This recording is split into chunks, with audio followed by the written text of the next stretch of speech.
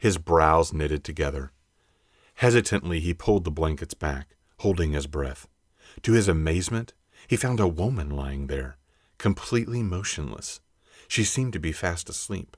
Her dark hair splayed all around her head like a halo. Ricky found himself staring at her, his heart racing in his chest. His inner bear took great interest in the stranger, as the animal started to rumble inside of him, threatening to take control.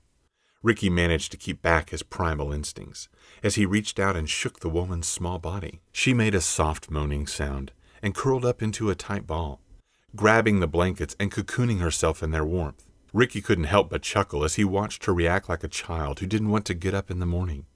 With a smile on his face, he stepped back, leaving her alone. He would allow her to sleep for the time being.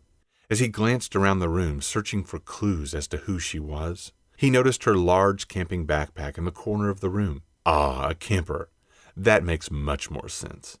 He whispered to himself before leaving the room, making his way into the kitchen.